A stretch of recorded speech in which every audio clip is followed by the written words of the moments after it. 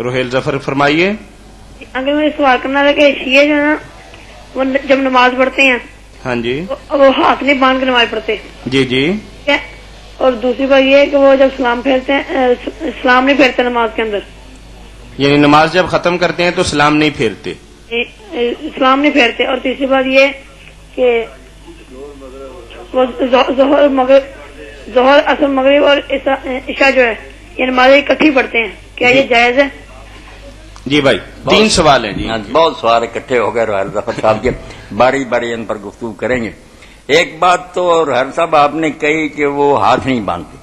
یہ آپ کے علم میں ہونا چاہیے کہ ہاتھ باندھنا نماز میں کوئی فرض واجب نہیں ہے. ہم جو سنی حضرات باندھتے ہیں نا, ہم بھی یہ نہیں کہتے کہ کوئی لازمی شاید اچھا ہے اگر کوئی باندھ لے, ورنہ امام شافعی رحمۃ اللہ علیہ باندھنے کے قائل ہیں, پھر بھی کہتے ہیں کہ اگر کوئی آدمی لٹکا کر پڑھے اور ان سے بے جا حرکتیں نہ کرے, سکون اور وقار کے ساتھ کھڑا رہے, فلا باس, کوئی حرج نہیں.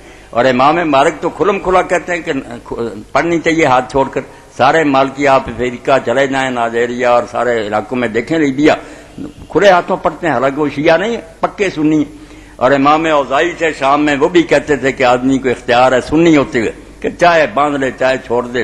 اور امام لیث ابن سعد تھے امام مالک کے زمانہ مصر میں ان کا مسلک چلتا تھا, وہ بھی کہتے تھے کہ کھلے ہاتھ پڑھنا چاہیے. بڑے بڑے امام ہیں بیٹا, اہل سنت کے تابعین ہیں بڑے بڑے امام, حسن بصری, سعید بن المسیب, ابراہیم نخعی, ابو حنیفہ کے دادا استاد محمد ابن سیرین, یہ سارے لوگ کھلے ہاتھ سے نماز پڑھتے تھے.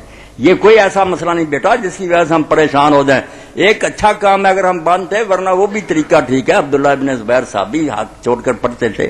مصنف ابن ابی شیبہ اگر کوئی اہل علم لے لے تو اس میں دیکھ لے باب باندھا ہوا کہ وہ ان لوگوں کا بیان جو ہاتھ چھوڑ کر نماز پڑھے, بڑے بڑے ہمارے اہل سنت کے تابعین اور صحابہ, کوئی مسئلہ نہیں بیٹا. یہ دوسری کیا بات ہے کہ سلام نہیں کہتے, یہ آپ کی غلط اطلاع ہے. کوئی ایسا مسلمان نہیں جو سلام کے بغیر نماز ختم کرتا. اصل لوگ دیکھتے ہیں کہ وہ شیعہ حضرات آخر میں دائیں بائیں نہیں منہ گھماتے, اس سے اندازہ کر لیا کہ وہ سلام نہیں کہتے. نہیں, دائیں بائیں بیٹا سر گھمانے کی بات نہیں, سلام زبان سے کہنا کہ السلام علیکم. یہ امام مالک کے ماننے والے بھی ایک سلام کہتے ہیں, حدیث سے بھی ثابت ہے کہ 2 سلام بھی حضور نے کہا, کبھی ایک پر ہی ختم کیا. یہ سنت بھی علم میں رکھیں تاکہ آپ اگر مصر جائیں یا افریقہ جائیں وہاں مالکی امام کے پیچھے پڑھیں, آپ انتظار کرتے رہیں گے کہ دونوں طرف منہ پھیرے. نہیں, وہ سیدھا ہی منہ رکھے گا, آخر میں کہہ دے السلام علیکم, آگے بھی نہیں پڑھے گا.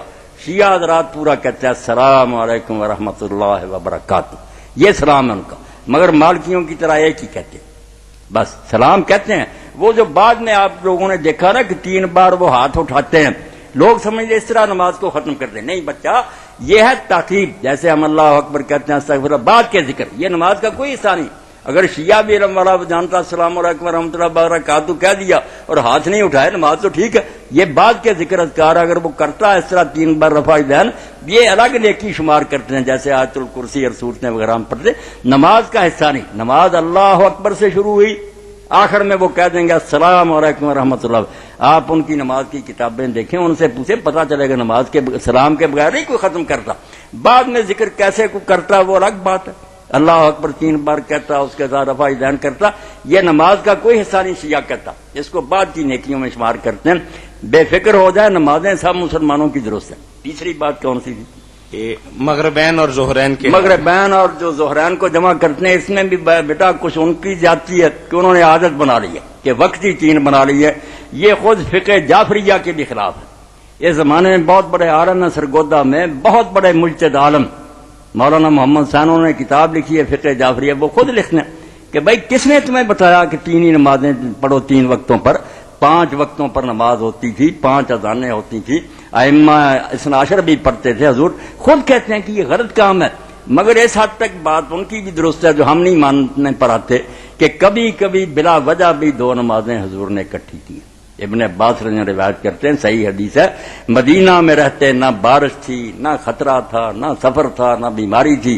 2 نمازیں ظہر اثر کی آپ نے, 4 فرض اس کے 4 اس کے 8 پڑھے, مغرب کے 3 اور عشاء کے 4. پوچھا لوگوں نے کہ ایسا حضور نے کیوں کیا؟ فرمایا اسی لیے کہ تنگی امت سے ختم ہو جائے. اگر کوئی ایسا بھی کر لے جائز ہے, تو کبھی کبھی یہ بھی کر لیا جائے تو کوئی شک نہیں اس میں, یہ بھی جمع درست ہے. مگر جیسے ان لوگوں نے عادت بنا لی ہے, وہ اپنے مسلک کے بھی خلاف ہے, ضد ہے. وہ کہتے ہیں سنی نہیں کرتے, ہم نے جان بوجھ کر کرنی.